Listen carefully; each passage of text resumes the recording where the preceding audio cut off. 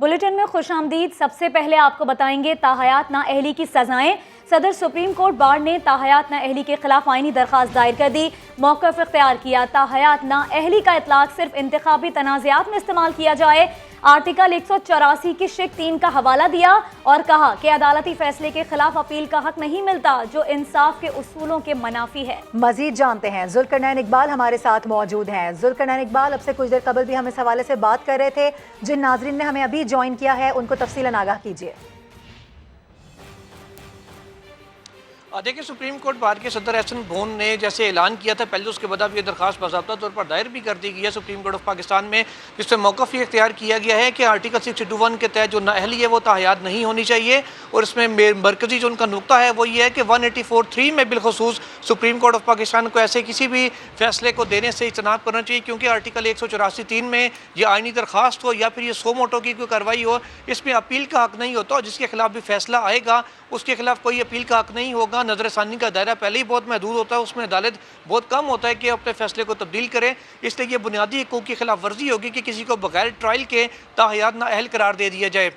अपनी दरखास्त में यह नुकता भी उठाया गया कि सुप्रीम कोर्ट किसी भी तरह से ट्रायल कोर्ट का जो किरदार है वो अदा नहीं कर सकती। बाज़ाब्ता शवाहिद रिकॉर्ड हों जिसके बाद अदालत कोई ट्रायल कोर्ट इस नतीजे पर पहुँचे कि 621F की खिलाफ वर्जी का कोई मुर्तकिब करार पाया है, तब जाके ताहयात नाअहली वाला जो काम है ये होना चाहिए। साथ ही साथ ये भी कहा गया है इसमें कि 184(3) में क्योंकि सिर्फ नजरसानी का इख्तियार है, इसलिए ये बुनियादी हकूक़ की खिलाफ वर्जी होगी। और ये नुकता भी उठाया गया है कि जिस हल्के के लोगों ने मुंतखब करके अपने नुमाइंदे को असम्बली में भेजा है, उसको अगर बगैर अपील का हक दिए ताहयात नाअहल कर दिया जाता है तो वो उस हल्के के वोटर्स के साथ भी ज़्यादती होगी और उनके बुनियादी हकूक़ की भी खिलाफ वर्जी होगी। इसमें यह नुकता भी उठाया गया है कि जो सिर्फ इलेक्शन तनाज़ात होते हैं उसमें सिर्फ 621F का और जो ताहयात नाअहली का मामला है उसको सुप्रीम कोर्ट ऑफ पाकिस्तान देख सकती है। 184(3) में जुरिस्डिक्शन को किसी भी सूरत इस्तेमाल ना किया जाए। और इस हवाले से जो अदालत माजी में फैसले दे चुकी है, जो 2018 में सुप्रीम कोर्ट का फैसला आया था ताहयात नाअहली के हवाले से, जिसके तहत जहांगीर तरीन और नवाज शरीफ जो दो बड़े सियासी रहनुमा हैं,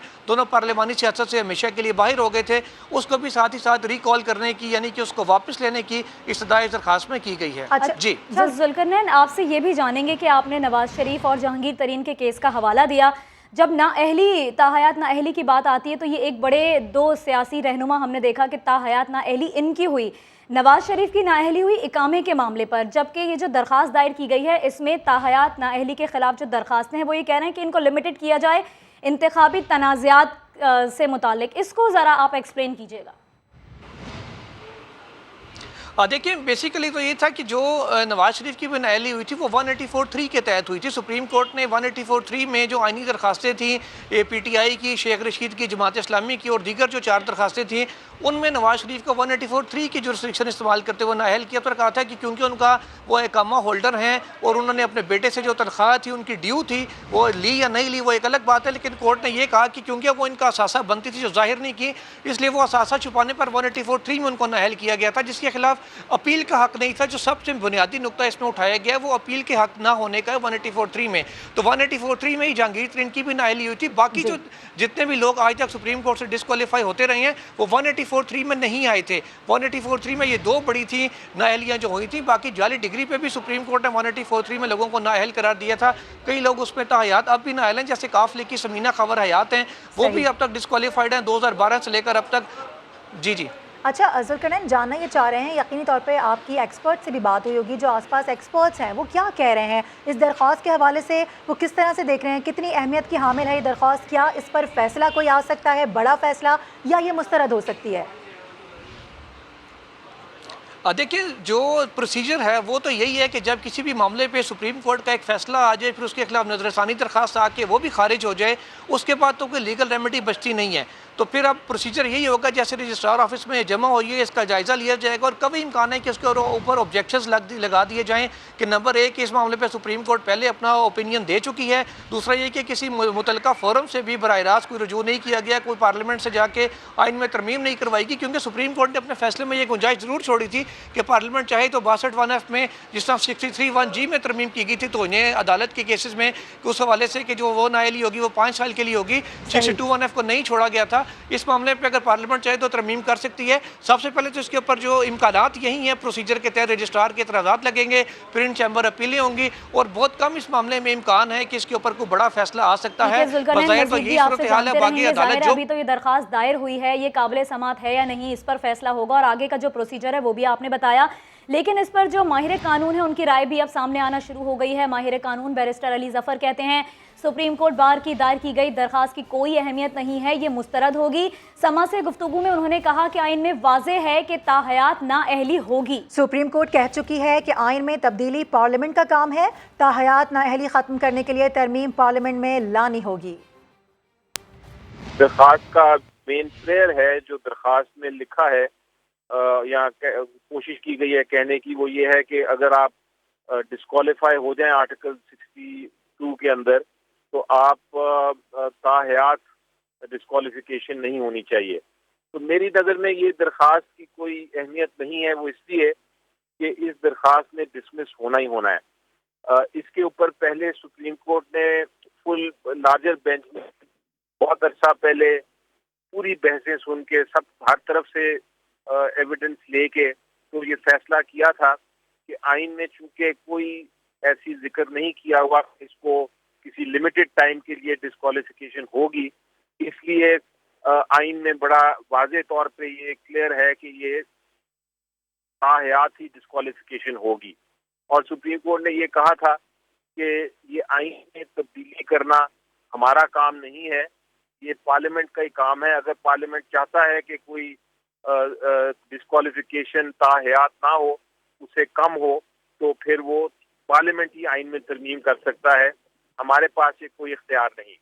और ये सुप्रीम कोर्ट की जो बात है ये बिल्कुल इसमें बहुत वजन है और यही आइन है कि सुप्रीम कोर्ट किसी किस्म की कानून साजी नहीं कर सकता।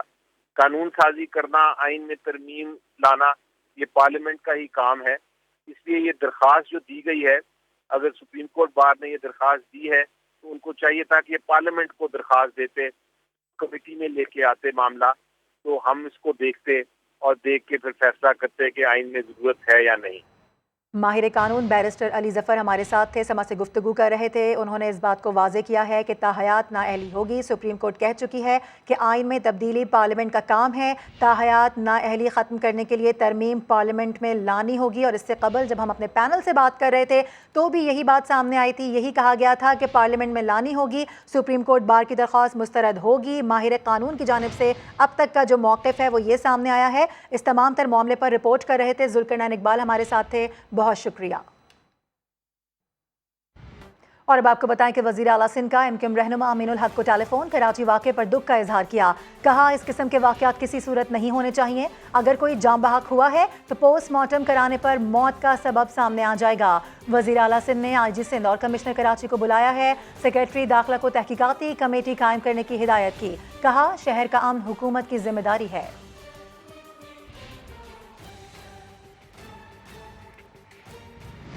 कराची में एमक्यूएम पाकिस्तान के यौम सोग के मौके पर नामालूम अफराद ने लांडी में दुकानें बंद कराने की कोशिश की, लेकिन पुलिस ने मौके पर पहुंचकर मार्केट खुलवा दी। करीमाबाद का मीना बाजार आज नहीं खुल सका।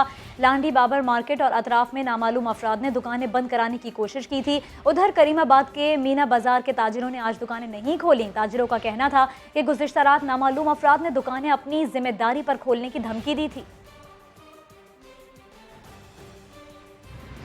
अमीर जमात इस्लामी कराची हाफिज नईमुर रहमान की एमक्यूएम के कारकुनान पर पुलिस तशद्दुद की मज़म्मत। कहा कि एहतजाज करना एमक्यूएम समेत हर किसी का हक है। उनके कारकुन की मौत कैसे हुई, तहकीकात होनी चाहिए।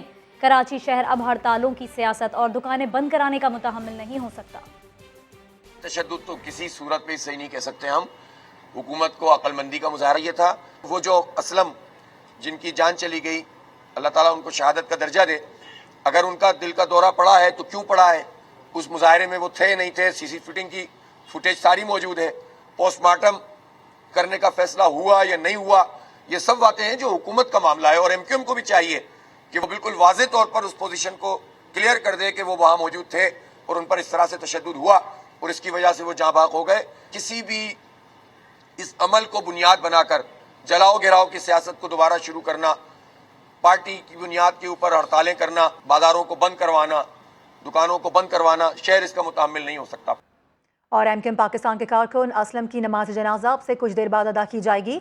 एमक्यूएम ने शाहराह पाकिस्तान पर कैंप लगा लिया है। वहीं पर मौजूद हैं हमारे नुमाइंदे खुर्शीद आलम, उनसे बात करेंगे। खुर्शीद आलम, कौन कौन से रहनुमा यहाँ पर पहुंचे हैं, बताइएगा।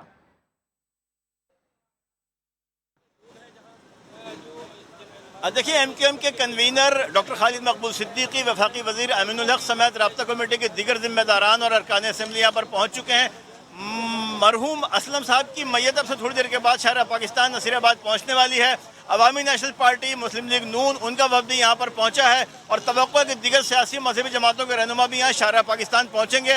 नमाज जनाजा अदा करने के बाद डॉक्टर खालिद मकबूल सिद्दीकी मीडिया से बातचीत करेंगे। उसके बाद आज शाम राब्ता कमेटी का एक और इजलास होगा जिसमें एमक्यूएम पाकिस्तान अपने लाएमल का ऐलान करेगी। जी ठीक है, खुर्शीद आलम हमें अपडेट कर रहे थे वहाँ पे क्या सिचुएशन है इस वक्त, क्या ताज़ा तरीन सूरत हाल है, उस सिलसिले में हमें आगाह कर रहे थे। अब से कुछ ही देर बाद नमाज जनाजा अदा की जाएगी। एमक्यूएम पाकिस्तान के कारकुन असलम की नमाज जनाजा अब से कुछ ही देर में अदा की जाएगी। और एमक्यूएम पाकिस्तान ने शाहराह पाकिस्तान पर कैंप भी लगा लिया है। शाहराह पाकिस्तान के मकाम पर एमक्यूएम ने कैंप लगाया हुआ है। हमने अब से कुछ देर कबल के जो मनाजिर थे वो भी अपने नाज़रीन को दिखाए हैं और साथ ही साथ अपने नाज़रीन को बताएं कि एमक्यूएम पाकिस्तान के कारकुन असलम की नमाज जनाजा अब से कुछ ही देर में अदा की जाएगी। एमक्यूएम कारकुन की मौत कैसे हुई, ये अब भी सवालिया निशान है। एडमिनिस्ट्रेटर कराची मुर्तज़ा वहाब ने ट्वीट किया, कारकुन की मौत पर अफसोस का इजहार किया, लेकिन जिना अस्पताल में असलम नाम का कोई जख्मी नहीं लाया गया। फैसल सब्जवारी ने जवाबी ट्वीट में अस्पतालों की रिपोर्ट शेयर कर दी। और अभी खबर यह है कि एमक्यूएम कारकुन असलम की हलाकत के मामले की CDR रिपोर्ट सिंध हुकूमत को मौसूल हुई है। रिपोर्ट के मुताबिक डॉक्टर्स ने बताया कि असलम के जिस्म पर तशद्दुद या ज़ख़म के निशानात नहीं मिले।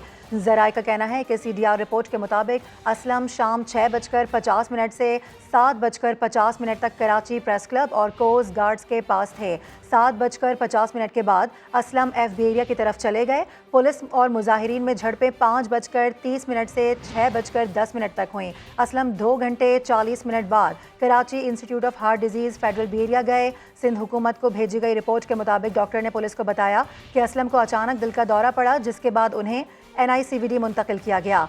NICVD के डॉक्टर्स ने बताया है कि असलम रास्ते में इंतकाल कर चुके थे। सिंध हुकूमत को भेजी गई रिपोर्ट में दोनों अस्पतालों के डॉक्टर्स ने बताया कि मकतूल के जिस्म पर किसी किस्म के तशद्दुद या ज़ख़म के निशानात नहीं थे। आगे बढ़ेंगे। शाहिद आफरीदी का कोरोना टेस्ट मस्बत आ गया। आफरीदी 7 रोज़ तक घर में आइसोलेशन मुकम्मल करेंगे। शाहिद आफरीदी 2 रोज़ बाद दोबारा कोविड टेस्ट करवाएंगे। शाहिद आफरीदी गुज़िश्ता रोज़ नेशनल स्टेडियम में प्रैक्टिस के दौरान कमर की तकलीफ का शिकार हुए थे, जिसके बाद वो बायो सिक्योर बबल छोड़कर अहले खाना से मिलने गए थे। कोयटा ग्लैडिएटर्स को लाला के ना होने से बड़ा झटका लगा है। ये शाहिद आफरीदी का आखिरी PSL सीज़न है। तो जनाब आज सीटी बजेगी, खेल जमेगा और खूब सारी तालियां बजेंगी। PSL सीजन 7 का आगाज आज से होगा। पिच तैयार हो चुकी है। पिच के ऊपर माइक टेस्टिंग का सिलसिला जारी है। इफ्तिताही तकरीब से पहले साउंड सिस्टम को चेक किया जा रहा है इस वक्त। तो हमारे नुमाइंदे हुज़ैफा खान वहीं मौजूद हैं, सारी तैयारियों का जायजा ले रहे हैं। तो हुज़ैफा हमें बताइए तैयारियां कैसी हैं? तैयारियां उरूज पर है, ज़ोर शोर से जारी हैं। हम तो स्टेडियम के बाहर हैं, लेकिन स्टेडियम के अंदर इस वक्त जो है वो तैयारियों को आत्मी शक्ल दी जा रही है। साथ साथ रिहर्सल भी जारी है। ओपनिंग सेरेमनी का जो रिहर्सल हो रहा है उसके हवाले से भी टेस्टिंग भी हो रही है और फ़िज़ाई निगरानी भी की जा रही है। हर थोड़ी देर बाद एक हेलीकॉप्टर आते हैं स्टेडियम के ऊपर ताकि फुल प्रूफ सिक्योरिटी के इंतजाम किए जाएँ। ऑल्दो आज एक वर्किंग डे है तो लोग उस तादाद में अब तक नहीं आए, लेकिन अंदाज़ा ये किया जा रहा है कि 4:30 बजे के बाद जो गेट खोल दिए जाएंगे शायकीन के, और लोग 5 बजे से आने का सिलसिला शुरू होगा, क्योंकि 6:30 बजे जो है वो ओपनिंग सेरेमनी होनी है। तो अब तक जो है जो तैयारियां वो तकरीबन ख़त्म हो चुकी हैं। अब सिर्फ इंतज़ार है फैंस का जो असल जान है इस मेले की कि वो स्टेडियम के अंदर आएंगे और अपने न सिर्फ स्टार परफॉर्मर्स को देखेंगे बल्कि साथ साथ लोग काफी एक्साइटेड हैं। बहुत बड़ा इवेंट होने जा रहा है। अपडेट्स आपसे लेते रहेंगे।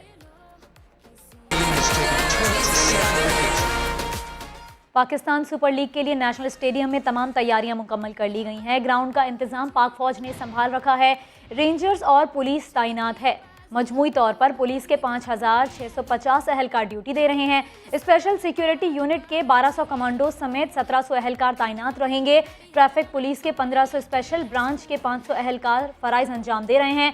रैपिड रिस्पांस फोर्स के 250 और दीगर इदारों के एहलकार भी मौजूद हैं। क्रिकेट शायकीन के लिए पार्किंग पॉइंट से स्टेडियम तक शटल चलाई जाएगी। Welcome back. आपको बताएं कि वज़ीर-ए-आज़म इमरान खान कहते हैं कि रूल ऑफ लॉ के बगैर मुल्क की तरक्की नामुमकिन है। ट्रांसपेरेंसी इंटरनेशनल की रिपोर्ट पर तबसरा करते हुए उनका कहना था कि देखें रूल ऑफ लॉ इंडेक्स में पाकिस्तान की क्या पोजीशन आई है। हर सर्वे में पाकिस्तान कानून की बालादस्ती के मामले पर नीचे ही होता है। वज़ीर-ए-आज़म इमरान खान ने कहा कि मुल्की तारीख में पहली बार हमने क्रिमिनल सिस्टम में इस्लाहात की हैं। हुकूमत ने अपना काम कर दिया, अब जुडिशरी की जिम्मेदारी है कि वो अमल दरामद करवाए।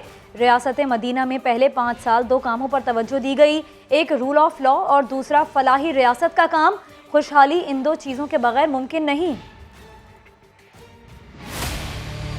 देखिए, रूल ऑफ लॉ इंडेक्स में पाकिस्तान की क्या पोजीशन आई है। अभी जो भी सर्वे आती है उसके अंदर पाकिस्तान रूल ऑफ लॉ में नीचे होता है। पहली दफ़ा पाकिस्तान की तारीख में हमने क्रिमिनल सिस्टम में रिफॉर्म्स कर दी। मैं अपनी जुडिशरी से अपील करूंगा कि इसको अब इम्प्लीमेंट आपने करना है।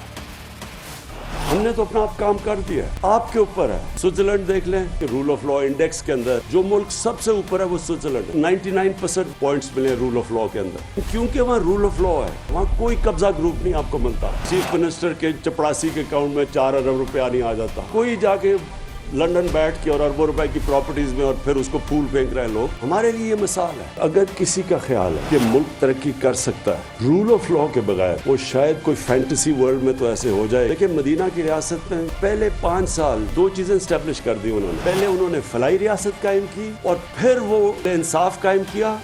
खुशहाली आई, मुफ्त इंश्योरेंस हर खानदान को देना। फलाई रियासत की तरफ बहुत बड़ा हम कदम उठा चुके हैं। ये जो आज आपने किया है ये रूल ऑफ लॉ के लिए बहुत बड़ा कदम उठाया। और अब आपको बताएं कि चौधरी शुजात हुसैन ने हुकूमत को एक और मशवरा दे दिया है। अहम हुकूमती इत्तेहादी चौधरी शुजात ने कहा है कि चाहे कुछ भी कर लें नवाज शरीफ वापस नहीं आएंगे। बात करेंगे, हमारे साथ मौजूद है मोहसिन बिलाल। मोहसिन, तो मशवरा क्या दिया गया है? जी बिल्कुल, चौधरी शुजात हुसैन ने एक बार फिर हुकूमत को मशवरा दिया है और मुस्लिम लीग नून को भी तनकीद का निशाना बनाया है।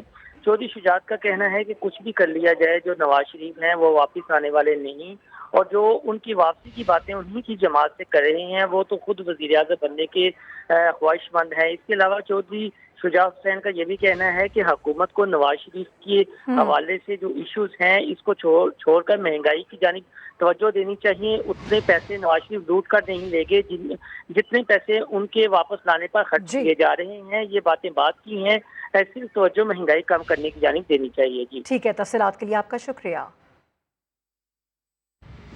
गुज़िश्ता रोज़ MQM की रैली का रुख मोड़ने का मामला, डिप्टी कमिश्नर जुनूबी के MQM रहनुमाओं से मुज़ाकरात की वीडियो सामने आ गई।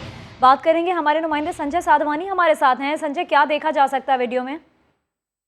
जी बिल्कुल, ये वीडियो गुज़िश्ता रोज की है जब MQM ने अपनी रैली का रुख वज़ीर हाउस की जानिब मोड़ा तो उस वक्त डिप्टी कमिश्नर जनूबी इरशाद सोडर MQM रहनुमा और उनके कायद जो हैं खालिद मकबूल सिद्दीकी और वफाकी वज़ीर अमीनुल हक, उनसे ये दरख्वास्त करते हुए देखे जा सकते हैं। वो उन्हें कह रहे हैं कि रैली का आप जो है प्रेस क्लब की जानिब करें, क्योंकि 6 बजे होटल से टीमें निकलनी है, जिस पर MQM रहनुमा की जानिब से उनसे पूछा गया कि ये टीमें कहाँ जाएंगी, तो डिप्टी कमिश्नर जवाब देते हैं कि 6 बजे टीमों को यहाँ से गुजरना है, टीमों को नेशनल स्टेडियम जाना है, प्रोटेस्ट के लिए जाना है। इससे पहले मुख्तलिफ बातें सामने आई थी कि मुज़ाकरात नहीं किए गए और ये जो बातचीत हो रही है ये इसमें सुनी जा सकती है। बहुत शुक्रिया। सोचना खबर आपको देंगे। लाहौर में PUBG की लत में मुब्तला लड़के ने अपनी मां, 2 बहनों और भाई को फायरिंग करके मौत के घाट उतार दिया।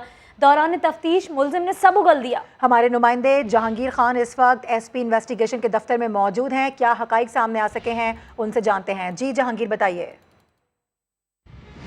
जी, मां, 2 बेटियों और 1 बेटे के कत्ल की वारदात कहना के इलाके में 19 जनवरी की सुबह हुई थी, जिसके बाद कत्ल का मुकदमा इस वारदात में बच जाने वाले इनके बेटे अली जैन की मुद्दत में दर्ज किया गया था। लेकिन तफ्तीश में यह इंकशाफ हुआ है कि कातिल कोई गैर नहीं बल्कि मुकदमा का मुद्दई और मकतूला का छोटा बेटा अली जैन ही है।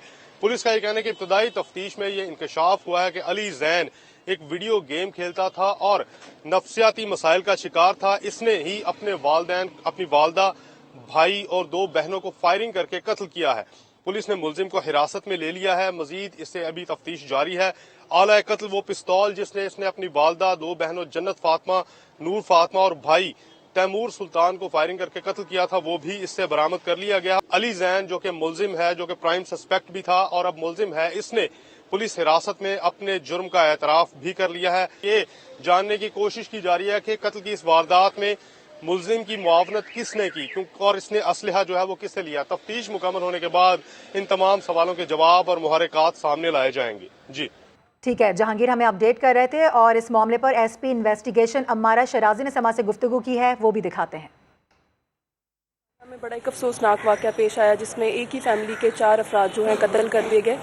उसकी पुलिस ने उसको हर एंगल से उसकी तफ्तीश अभी जारी है। इसमें जो सर्वाइवर बच्चा है वो भी हमारे ही is one of our prime suspects, उस एंगल पर भी हम तफ्तीश कर रहे हैं और जैसे ही कोई ठोस शवाहिद हमारे सामने आएंगे तो हम इसको जो है फाइनलाइज या किसी हतमी नतीजे तक पहुँचेंगे। इसी मामले पर माहिर नफ्सियात डॉक्टर ताहिरा रबाब कहती हैं कि इर्द गिर्द का माहौल इंसान की नफ्सियात पर बहुत असरअंदाज होता है और ख़ास तौर पर मर्दों में गुस्से का रुझान ज़्यादा होता है, जो कि ज़्यादातर वायलेंट गेम्स में इन्वॉल्व होते हैं या वायलेंस के किसी भी किस्म के मैसेजेस उनको मिल रहे हों कहीं से, या वो लड़ाइयों झगड़ों में ज़्यादा इन्वॉल्व हों या अपने घर में वो लड़ाइयाँ झगड़े ज़्यादा देख रहे हों, माँ बाप की तरफ से इस तरह की चीज़ें आ रही हों या इर्द गिर्द का माहौल इस तरह का हो जहाँ से वायलेंस आपको नज़र बहुत ज़्यादा आ रही हो, तो इस तरह के बच्चे यूजुअली खुद भी वायलेंस का जो है वो वायलेंट बिहेवियर उनके अंदर जो है वो आना शुरू हो जाता है, यानी उनके अंदर भी वायलेंस आना शुरू हो जाता है। So we need to make it कि हमें कोई पॉलिसी इस तरह की होनी चाहिए कि गेम्स बंद ना की जाएं मगर उनका यूज़ और मिसयूज़ जो है वो डिटर्मिन किया जाए। बुलेटिन के आखिर में आपको बताएं कि गैस की अदम दस्तियाबी के बायस सरकारी थर्मल बिजली घरों की पैदावार 95% कम हुई है। इसी पर बात करेंगे, वहाब कामरान हमारे साथ हैं। वहाब, क्या डिटेल्स हैं? देखिए जी, गैस की अदम दस्तियाबी के बायस सरकारी थर्मल पावर प्लांट्स की बिजली पैदावार में 95% तक कमी का इंकशाफ हुआ है और सरकारी दस्तावेज में बताया गया है कि गैस की अदम दस्तियाबी की वजह से फर्ने साल से महंगी बिजली पैदा करना पड़ी है, जिसके बायस सारिफीन पर दिसंबर के महीने में 3.12 रुपए फी यूनिट पैदावारी लागत बढ़ी और वो बोझ सारिफीन ने बर्दाश्त करना है। ठीक है, वो बोझ सारिफीन ने बर्दाश्त करना है। बहुत शुक्रिया, सिलसिले में आपने हमें आगाह किया। इसी के साथ न्यूज़ बुलेटिन से फिलहाल इतना ही। एक ब्रेक के बाद हाजिर होंगे हेडलाइंस के साथ। देखते रहिए समा।